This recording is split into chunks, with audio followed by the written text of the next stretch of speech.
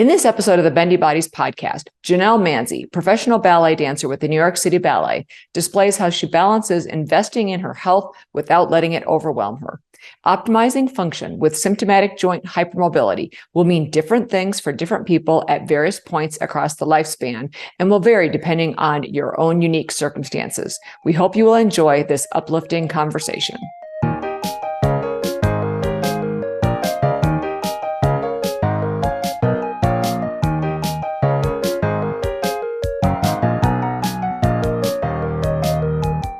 Welcome back to the Bendy Bodies podcast, where we speak with experts bringing you state-of-the-art information to help you improve your well-being, enhance your performance, and optimize career longevity. This is co-host Jennifer Milner, here with the Hypermobility MD, Dr. Linda Bluestein. We are so glad you are here to learn tips to live your best Bendy life. This information is for educational purposes only and is not a substitute for medical advice. I'm Jennifer Milner, a former professional ballet and Broadway dancer, and I struggled my whole career with hypermobility-related issues and injuries. Now I train dancers and want to make sure the next generation of hypermobile artists are better equipped to work to their fullest potential. I'm Dr. Linda Bluestein, and I started Bendy Bodies to educate the hypermobile community. Despite being a physician, I experienced decades of symptoms before being finally diagnosed with hypermobile EDS. I've combined my medical education and personal experience to treat and coach patients and clients to optimize their quality of life. Our guest today is Jenelle Manzi, professional ballet dancer with New York City Ballet, founder of Get Golden, and EDS warrior. Hello, Jenelle, and welcome to Bendy Bodies. Hello. Thank you for having me. I'm truly honored to be here. We are very excited to have you here. So before we dig into what we want to talk to you about, can you tell us a bit about who you are? I'm Jenelle, and I am a ballerina with New York City Ballet. I'm in the Corps de Ballet, and I've struggled with EDS pretty much my entire career. And through that, I learned a lot of lessons that inspired me to build my food and wellness company, Get Golden. And that's what we want to talk to you about today. That's like the one sentence summary of what we're about to discuss for the next however many minutes is sort of what you went through with your career. So what was life for you growing up as you were aspiring to be a professional ballet to a professional ballet career? Injuries, instability, benefits, not benefits, all of that. I'm sure a lot of people that have EDS can relate to this sort of reflection that I didn't even really realize until I was diagnosed and until I had read several studies and books and listened to podcast interviews about people that had the same experience. So I clearly remember my mom always having to tell anyone that was playing with me that they couldn't grab my arms too quickly or pull me because I would always my shoulders would pop out, my elbows would dislocate, and I would have to go to the emergency room and have everything reset. And this would happen all the time. I mean, your grandparents would pick you up and swing you around like normal kids. That's what you do. And it would happen time and time again. And I didn't even really connect the two together until actually probably the last maybe 2 years, thought that might have some sort of parallel. I always had issues with joints popping out of place and injury, just odd injuries and odd inflammatory responses. I would have a lot of allergic reactions. Let's say a mosquito would bite me and I would have to semi-end the family vacation because my calf would blow up like 4 times the size of it previously. And all of these things looking back now make total sense. But in the moment, as I was growing up, it was just kind of one of those things. Oh, okay. Bubble. My parents said like bubble, because I was always kind of getting hurt. Yeah, I was a little bit accident prone.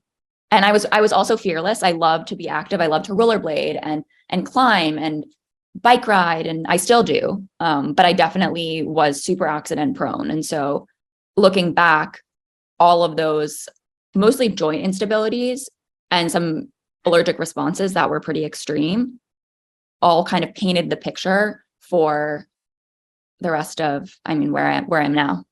And of course, in ballet, especially being flexible and having incredible range of motion can be very beneficial. But somewhere along the way, did you realize that your body was built differently from other dancers? And can you tell us about that? I think that one of the most extreme things that I didn't even want to admit until I realized why I used to do it. I remember being really, really tired standing for too long in class, in a summer program, and I would need to sit down. I never understood why other people's hips weren't tired from just kind of standing in the back of the studio before they did the combinations. And it is because I think, this is my theory, that I have to work a little bit harder to keep my femurs and my legs to even stand, because my femurs just pop out. And so I guess growing up at SAB, I mean, I loved my experience there, and I didn't really understand how to create shapes. And I think that's where I really struggled. And at SAB and Balanchine technique, there is obviously a shape and a specific look that we're supposed to have. And I was able to contort my body to do it, but that did not mean that it was correct. And that works for so long, and I mean, I had great flexibility. I had beautiful extension, and I cherish those things to this day, but I definitely struggled because I didn't even know what I didn't have. And I think that's the key that I've finally come to terms with and realized was a squareness and a stability that you don't even know how to turn those muscles on, or know that you don't have that neuromuscular connection until you start to discover it. And it was impossible for me to find it because I didn't even know who to go to, how to do it. It's like, you don't know what you don't know. And so I just thought everything I was doing was normal, and things were supposed to pop out, and you were supposed to click things like this so that it moves and gets into this position. And that's just how it went. And to get into an arabesque, there were 50 million ways to do it. Someone says like développé side, and in your brain, which is a whole other thing, you have 500 options. Do I go this way? Do I go that route? Do you go that route? Where I think that someone that's not necessarily as hypermobile, there's really only, obviously there's a not proper ballet way to do something, but anatomically, there's only one physical way that they can really go that route. And I think that's where I had so many different options, but didn't even know that there was only supposed to be most likely one. So you just make it work. Any ballerina does that. It's in our blood, we make it work. And so that's what I did for many, many years, is made it work. And it did work. I mean, I'm grateful for getting to where I am and for SAB providing me with the training that I have and carried with me. But I definitely had to learn a lot as the years went on, as I became a professional. Mm-hmm. Well, and that's something we hear a lot from dancers, from pre-professional dancers and newly professional dancers dealing with hypermobility, is so many teachers love you because you can make these beautiful pictures. And so many dancers are people pleasers. That's just kind of what we grow up to do. We want to please those people in authority, and they say, do this. And you're like, okay. And you do whatever it takes to do that. And they're like, that's cool. Can you do this? And you're like, okay. And so you do these things and they're like, that's great. And then after a few years, they're like, this kind of hurts. Or this doesn't feel right. Or like you said, I'm not feeling any connection to this or that. Is that right? So I think a lot of dancers with hypermobile disorders hit that point where they're the easy to work with person to start with because they can create those pictures. And then they're the hard to work with person because they're creating those pictures at a cost and starting to get injured and starting to say, I don't think I should do that. And having to, take time out and that sort of thing. So I think there are lots of people that have kind of had your experience. Yeah. I think also one more thing on that, I struggled to figure out how other people did it. And I mean, students. And I would feel frustrated with myself that I think as a student especially, you want to do the best you can for your teacher. And when you can't necessarily create those movements and create those exact shapes that they want, but you kind of can do it with your flexibility, that's where I felt so much inner frustration and confusion. And then that led to lack of confidence, all of those things, because you wanted to be the best dancer. You wanted to listen to your teacher and do what she was saying, but you physically couldn't figure out how to do it because your muscles, you don't even know how to make it happen. And yeah, you deal with a little bit of a comparison issue too, which I know isn't healthy, but when you're younger, you don't know any better. I think that's a huge key right there. When you're a younger dancer, you don't know any better. That's like an excellent point right there, that you just, like you said, you just make it happen. And over time you have to kind of figure out other ways to do things as maybe things get to be harder or things start to hurt. Was there a time when you felt like maybe you would need to stop dancing for a while and kind of work on your health? And if so, how was that? Mm-hmm. I think several times. So my first serious injury in the company was my second going on third year. And I had been dealing with 2 osteogonums that had broken off, and they had been irritating and then tore my tendon. And I was very young, naive, eager to get back on the stage, perhaps too eager. And I had chosen to do the quick fix of getting cortisone injections. And I think by nature, it weakened the tendon more. And then I ended up back in square one a year later of just being in a boot cast getting cortisone injections with the same exact pain, same exact swelling, with a torn tendon instead of just osteogonums. And so at that point, I had exploratory surgery to repair the tendon that they figured out was torn and to remove the osteogonums. And that kicked off the worst time in my whole life. I mean, I was learning how to walk in a pool. I was dealing with food sensitivities all of a sudden, very slow to heal. And this was the pattern that we, and by we, my physical therapist, doctor, started to realize how slow or how much slower to heal I was than a lot of other people. And when you're young and you're excited about dancing with your dream company, I felt pathetic. You feel like your body's failing you. You don't understand why you're so inflamed in certain areas, why it's not healing the same as other people. And it was really tough. So I think that was the first time, my first big injury, where I felt recovering from that. I would sit at that table on the table and just wonder, is it all worth it?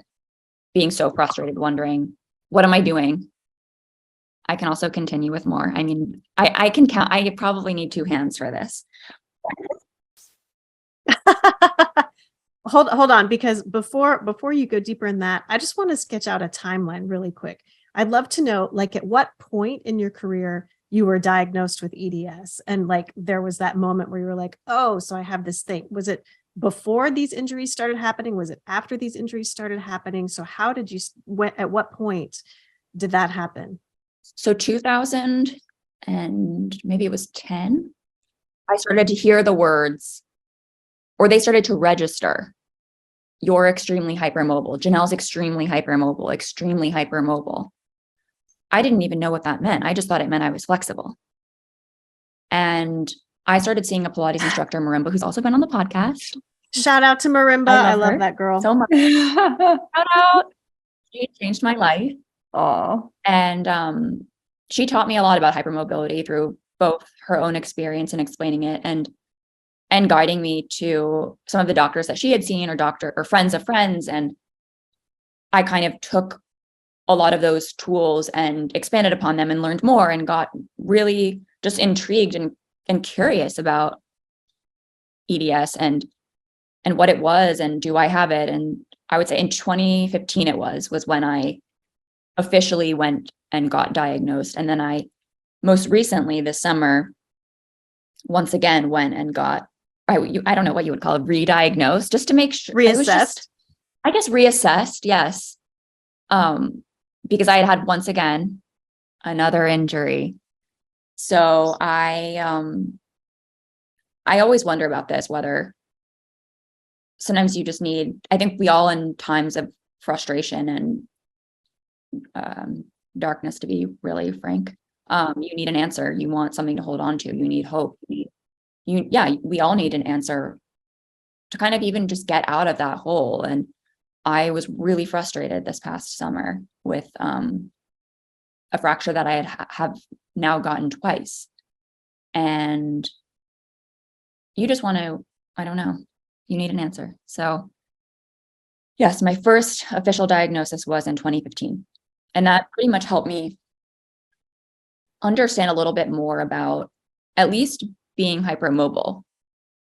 And that, like I said, kicked off me then researching more about obviously nutrition and seeing a holistic nutritionist, you name the healer, I went to them. And I feel like they taught me so much, and also inspired me to continue my studies and to continue ordering this book and that book and reading just even studies in various journals about what was happening in the space and listening to other people's experiences. And I discovered your podcast.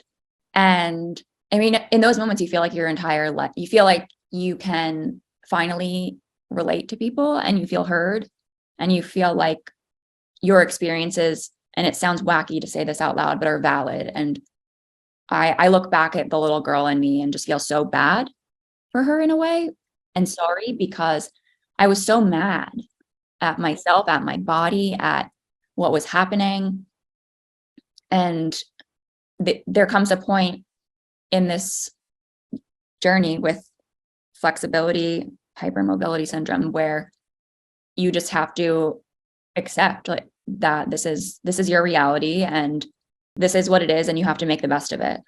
Mm-hmm. Well, and I see people hit that point a lot. We watch people go through all the different stages of it. And I'm thinking about what you said earlier in the podcast about how your parents were always joking about, we got to put Jenelle in her bubble. And it can feel so frustrating because you do feel like you're in a bubble. I can't spin around with someone holding my hands like everybody does. I can't sit on the floor comfortably like everybody does because my tailbone moves. I can't do this. I can't do that. And it gets so frustrating. And I know Dr. Bluestein feels the same way. We've been through this ourselves. We're like, why can't we just eat dairy like everyone else? Why can't we do this like everyone else? It's not fair. But what you're talking about is learning how to thrive inside that bubble. And I think it's okay to acknowledge your limitations and then say, maybe the possibilities within those limitations aren't as limited as I think they are, right? Let's see, how can I thrive within that bubble? It's a stretchy bubble. Let's see how far we can push it, right? Let's see what we can do. And one of the key things is what you did is to gather that support team. And it sounds like you've been slowly gathering that support team as you've learned more and as you've gone further. So you talked about having those dark moments. I appreciate you acknowledging that, because everybody goes through those dark moments and you're like, this is so freaking hard. Like, is it too hard? And did you hit a point, or have you hit more than one point where you thought, it's not worth it, I'm not coming back to dance, when you were trying to get through these injuries? I mean, yes and no. I think it never got so serious that I almost did it officially, but I definitely had extremely low weeks during the time I was injured. I mean, you name the time, where my mind would definitely go there. But I love dance so much. And I think that through personal reflection and really listening to what I wanted, and I would do a lot of journaling too. And you really have to outweigh the positives and the negatives. And I think I would just put myself in this place where I would think about, I can let this win, or I can let my heart win. And my heart and my passion and my work ethic at this point, until it's not possible, will conquer this. And until it's not possible, I'm not backing down. And I wrote out recently for an interview that I'm really excited about one of the qualities of being a ballet dancer and how it helps me being a founder now. And I think one of the words that's very important is resilience. And I think that anyone that has this condition, you have to be so resilient. And it's just so beautiful to see someone go through hardship and work through the many steps and loopholes and bumps to get back to a place. And each time, I mean, I truly believe each time you're stronger and you're a better artist, you're a better dancer, you're a better person, you're a smarter person. I had a really wise teacher. This was a few years ago before the pandemic. Christine Wright. She's now based in Canada. Mm-hmm. I love Christine. Me too. I used to take her class. I miss it so much. City Center. So Marimba told me to go to her. And she taught me a lot. And it's funny, thinking back, she was really helping me with my hypermobility, but I didn't even know it then. And she had said to me, you don't want to be the best dancer in the room. You want to be the smartest dancer in the room. And that sentence stuck with me for the rest of my career. And in those moments of frustration that you couldn't do it for the 50th time in rehearsal, or you felt something else pull and your mind is already going there, it was automatically, no, you do not need to talk negatively to yourself. You need to be smart. You need to approach this wisely, and you want to be the smartest dancer in the room for you. That doesn't mean comparison. That means the smartest dancer for you. And I say that to myself constantly to this day. I think that's really brilliant. And I really like that you brought up resilience, because I think a lot of my colleagues don't realize that people with EDS are like the most resilient people there are, because they have to cope with so much. And that instead of like thinking, oh my gosh, how could you possibly, you must be crazy or lazy because you're reporting all these different things. It's like, no, I'm actually incredibly resilient because I've got all these things going on, yet I'm still standing. I'm still here. Like, I feel like ordinary humans are like connective tissue typicals, or whatever we want to call them. Like other people, oftentimes they don't really have to deal with too many health challenges. And then when they do, oftentimes they don't cope with it as well. We often are pretty resilient and adaptable, and we just keep going, amazingly enough. Yeah, I think we're all meant to live a beautiful life. And I think that we're all dealt different cards, and you have to, or at least for me, I really had to figure out how do I create beauty from this? And how do I live a beautiful life and a joyful life? If this is the situation, you can go on living, being depressed and feeling defeated and feeling mad. And what a life, like for what, why? And of course I spent probably, if you were to add it all up, probably a year, maybe more, being mad, hating everything, being so frustrated and angry. And finally, you just have to pick yourself up and just say, do I really want to live my life like this? Do I want to be miserable every single day and hate my body that I was born with? So I really think it's just important to find light in order to live a beautiful life.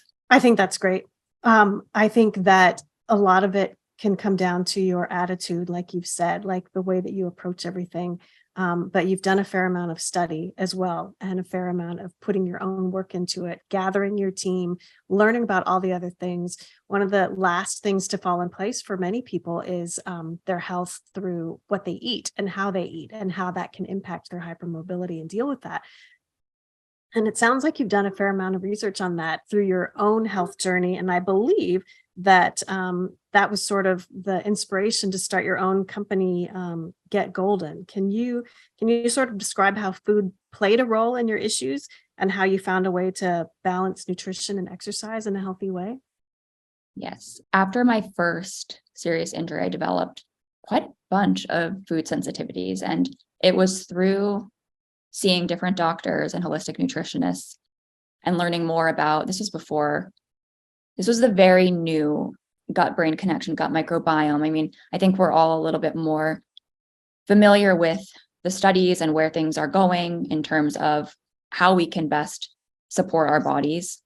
But I think this was a very new time where I was fascinated that trauma or stress or just any sort of imbalance of the gut microbiome could also, and obviously there's still research being done here on a continuous basis, but I was fascinated by that idea that I had spent my entire life maybe having allergic responses to certain things, but never having food sensitivities or allergies. And then all of a sudden I had this huge injury, and it kicks off a slew of various food sensitivities. And so I was frustrated, to be honest. I couldn't eat a lot of things. I couldn't eat dairy. I couldn't eat gluten. I couldn't eat high histamine foods, fermented foods, avocado and bananas made me break out. My lips would swell.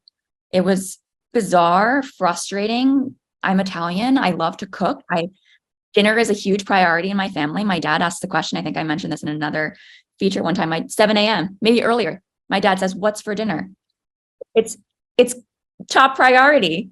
And not being able to eat any of the foods I love, I was really frustrated. And so I started to make all these different snacks and bites, and obviously meals too, with the ingredients that I could. And I think it was probably through one of my injuries where I was recovering, where I had more free time. I think I was taking classes at Fordham, going to PT, and taking on new passions. And one of those was creating fuel for my body that also healed it.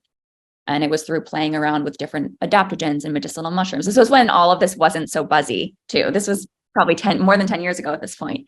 And I started a blog, and I started sharing my recipes and my photos that weren't even that good, but we can say they were, because I liked photography too.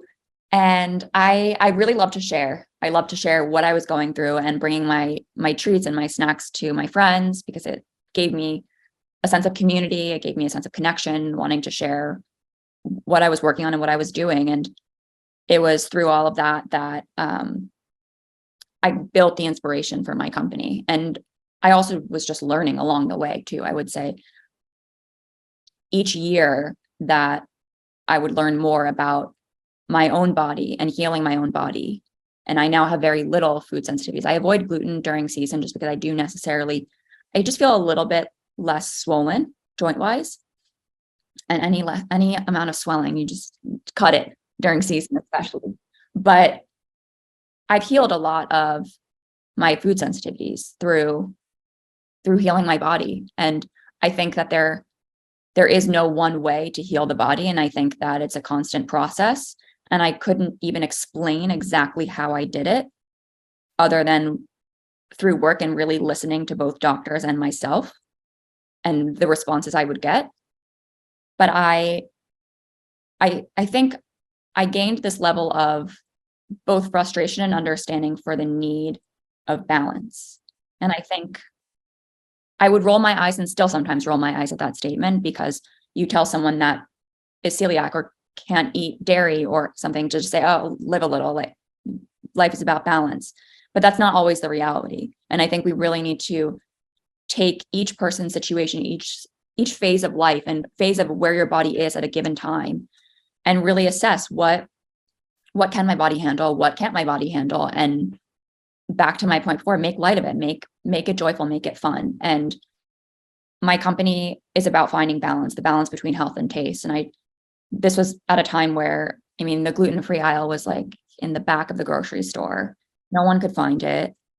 And it was a little bit hard to find gluten-free snacks. And so I wanted to create a space in a company that helped people find balance in order to live a healthful and active life. Mm. Well, and I think that's such an important point. First of all, you made so many good points. Right off, there is no one right way to do everything, right? To get for healing, to treat your issues. Everybody's path is going to be a little bit different. And that's why it's so important to have a support team around you that can help you figure out what is right for you, and what may be right for you may not be right for the next person who is diagnosed with EDS. So it's so important to remember that each person's journey might look different.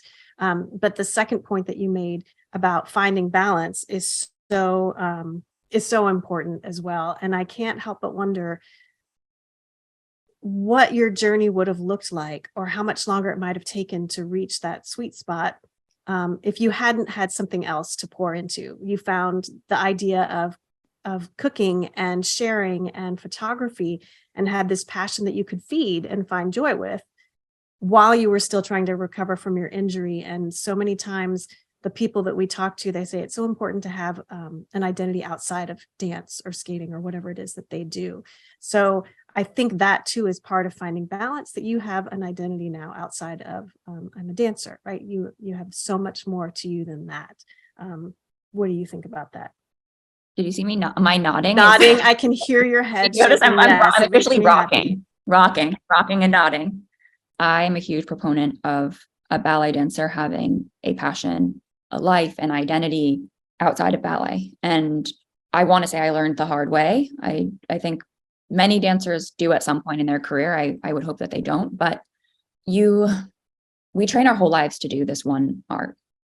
We start at a very young age. It takes a lot of discipline. It takes a lot of sacrifice. And in that, you lose out, or you miss out on different opportunities that you would normally have as a kid, as a college student, where you have maybe different hobbies and different groups of friends that might not be dancers. And I think when your ballerina identity is stripped from you, from, let's say, an injury, an illness, if you have something, you really have to think about what else you have. And I think that for me, because I don't want to compare myself to anyone else, I definitely had, obviously, lots of friends outside of the ballet world, but I definitely think I could have had more passions as a young dancer.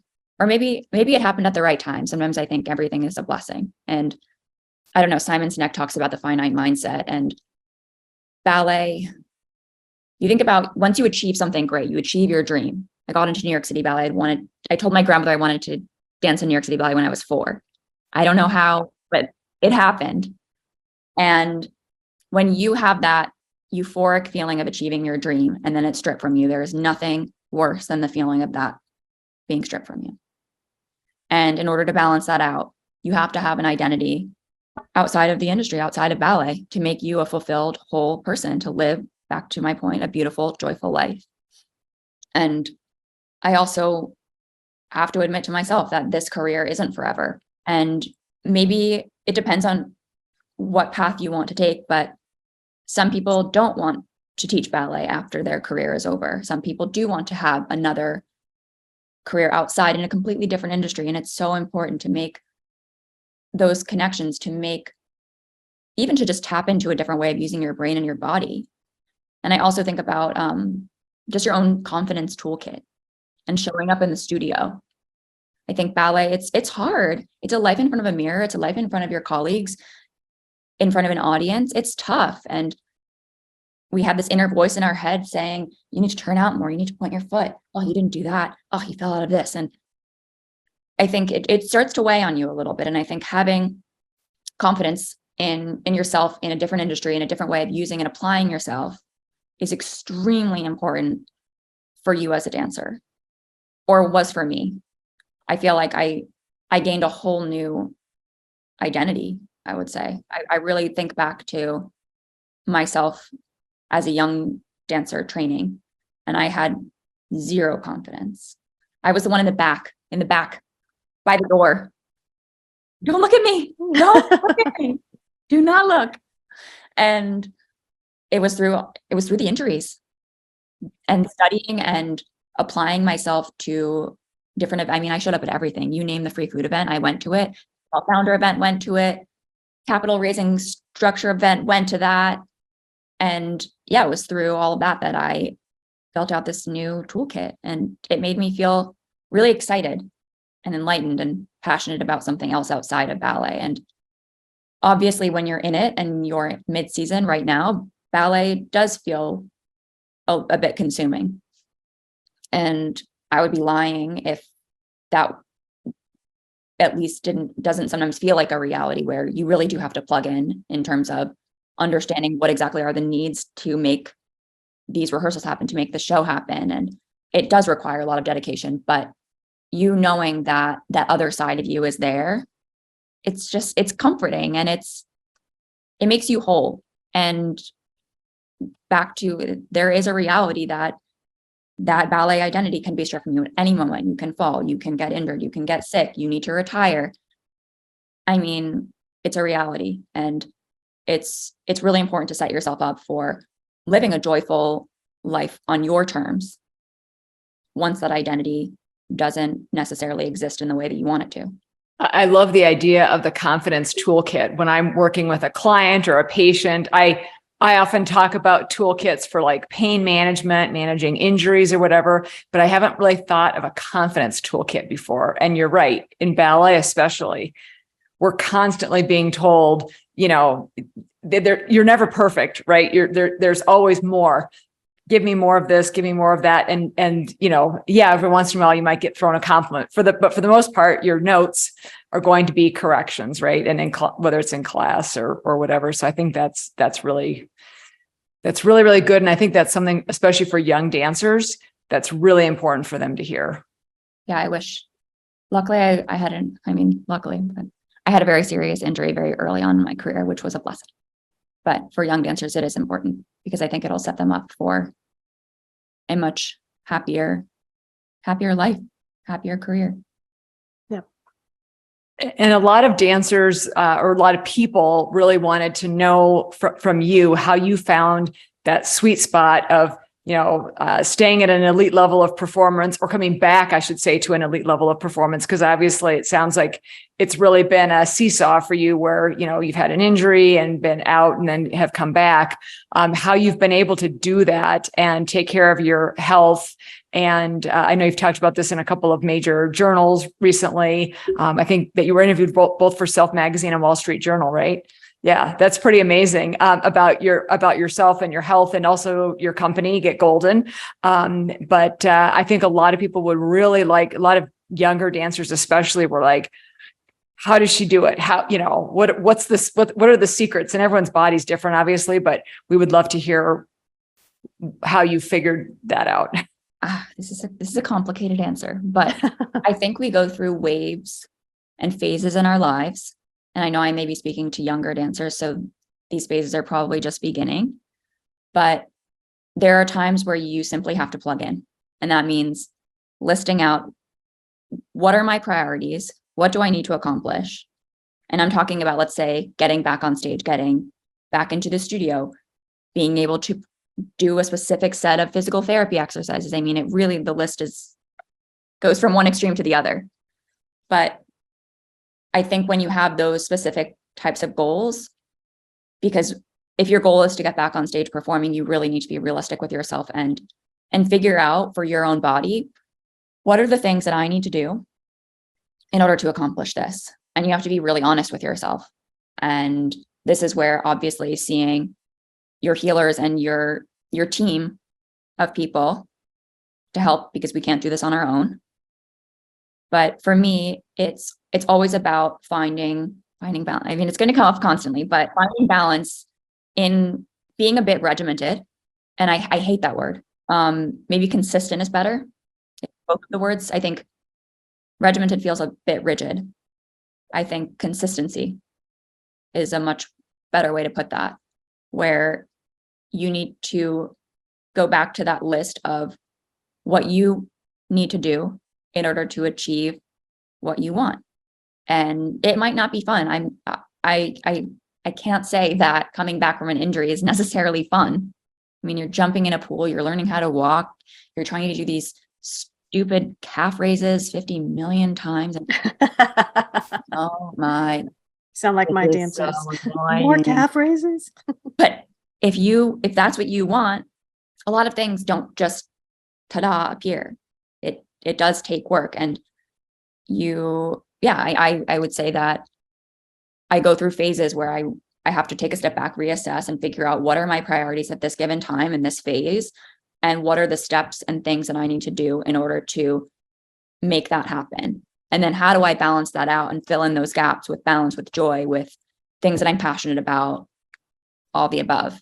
So for me, I definitely have a list of, and I'm happy to list them out. I have a list of things that I know, especially right now, that make me feel like my strongest and best dancer. And that also help me recover, that have changed over the years, because we all change and we get older, we grow, we get stronger in some areas, we get weaker in others. And it really is about just checking in with yourself at a given time and really just being honest. Being honest is very important. And even as you said, your list changes over time, right? And that's important too. What worked for you 5 years ago may not be what works now. Your body circumstances might be different. Your life circumstances might be different. Before we started talking for the interview, we were talking about sort of your evening schedule and how that may or may not affect how you feel. And I think that's really important for other people to hear too. So however much control you have over your schedule, how does that help you, like with recovery, with rest, and that sort of thing? I would say that I've learned a lot about recovery time, about how long my particular body needs to rest, how much I can push my body. And this is all very individual. So the amount of times your friend can rehearse a specific ballet, the amount of times your friend can do the jumping combination is not the same as you. And that's a lot harder when you're a student, where you are trying to quote unquote train and quote unquote prove yourself, which is just a silly way to look at it. And I learned a lot about timing. And I think I was bringing this up before, where I I have noticed when you get out of a show very, very late at night, you feel much different the following morning having the show than if you didn't have the show, even if you had danced the same amount throughout the day. Let's say you had training class and then you rehearsed until 7 p.m. and the rep was actually harder than the show. But for some reason, if you have the show until 10:30 and then you have to be back in the studio at 10:30 the following morning, that turnaround time and body recovery, it feels different. It really does. Maybe it doesn't affect other people. Maybe this is age, maybe this is EDS. I'm not here to label anyone, even myself. I'm still figuring things out. But I can say this from experience where I have noticed how much fresher my legs feel, how much less inflamed things are when I wake up in the morning, when you're not dancing every single night until, let's say, 10:15. Would I change it? No. Do I have the tools to help with the inflammation? Yes. Do I have to use them? Yes. And it's pretty remarkable if you think about it, how that shift, it's only what, 3-4 hours? Mm-hmm. It's wild that affects the body so much, or at least mine. Mm-hmm.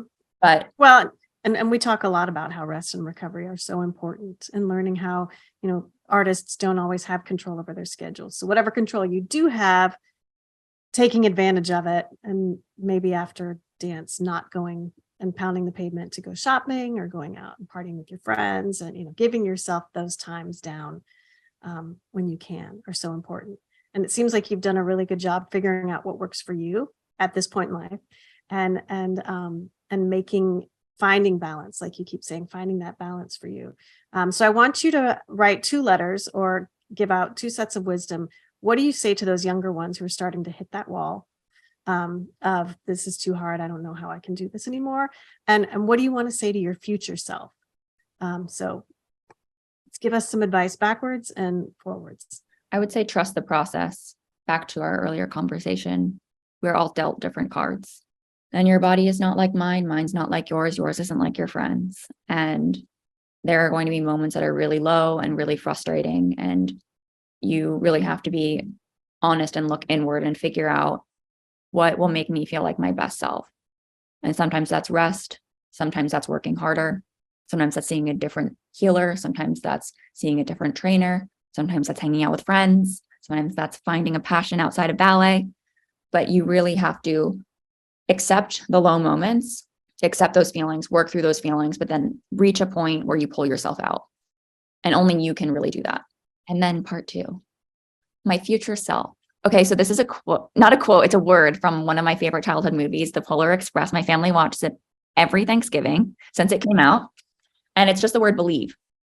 And my mom, it's in our text thread, me, my mom, and my sister, especially, we have this text thread.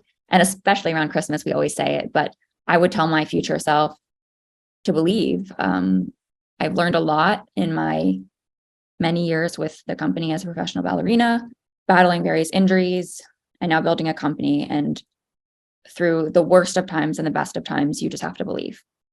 And that's what I would say. We have covered a lot today. And I'm so grateful for the time that you have spent talking with us and sharing sort of your experience, like within the bubble as a child, figuring out how to really thrive there, and the whole act of finding balance within your life, within your career, within your illness or your injuries, just sort of how to find that. Is there anything that we didn't discuss that you would like to touch on? I think I just want to thank you both. I think many people would agree with this, but finding your podcast really did change my life. It was a really dark time for me when I discovered it. And there were several episodes where I would just cry through it because I felt so frustrated that this was me. But it was working through that and feeling like I wasn't alone that gave me hope. And I think what you both are doing is remarkable and just so important to the dance community and beyond. I think there is so much research that needs to be done with EDS and who it affects and how it affects people and where things are going. And it's only going to get solved through both research and getting the word out there. And I wanted to thank you both for having me. It's an honor to speak on a podcast that I listened to for many, many moons. And that's what I wanted to say. That's all I've got. Well, we're happy with that. We'll let you say that. But I will make you say more. Where can people find you? Because I know a lot of people are going to want to reach out and find you and learn more about you and your company. You can find me. I need to post more. I'm going to have a new EDS tab officially. I need to figure out. Oh, That would be awesome. I need to redo my highlights. They're very outdated. I know. Hopefully by the time it airs, they won't be all weird. But It's so much work. I know. But it's necessary. And you can find me at Jenelle Manzi, JenelleManzi on Instagram and TikTok. I don't use it for that, but I do TikTok too. And my website for my company is GetGolden, GetGolden.com. And same for their Instagram. Excellent. And we will have that in the liner notes as well of the podcast, so people can be sure to be able to find you. You have been listening to Bendy Bodies with the Hypermobility MD. And our guest today is Jenelle Manzi, professional ballet dancer with New York City Ballet and founder of Get Golden. Jenelle, thank you so much for sharing your story and your journey and your words of wisdom and encouragement to all of our listeners. We really appreciate it. Thank you. It was an honor. we feel so fortunate to get to chat with you. And I know a lot of dancers and non-dancers are going to really enjoy getting to hear your story, and you're such an inspiration. So thank you. Please help us spread the word about hypermobility and associated conditions by leaving a review and sharing the podcast. This really helps with podcast rankings and raising awareness about these complex conditions.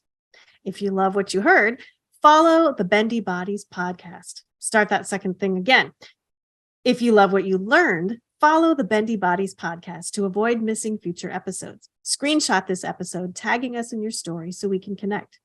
Our website is www.bendybodies.org, and follow us on Instagram at bendy_bodies. We love seeing your posts and stories, so please tag us using #BendyBuddy. This information is not intended to diagnose, treat, cure, or prevent any disease. The information shared is for educational purposes only and is not a substitute for medical advice, diagnosis, or treatment. Please refer to your local qualified health practitioner for all medical concerns. We will catch you next time on the Bendy Bodies podcast.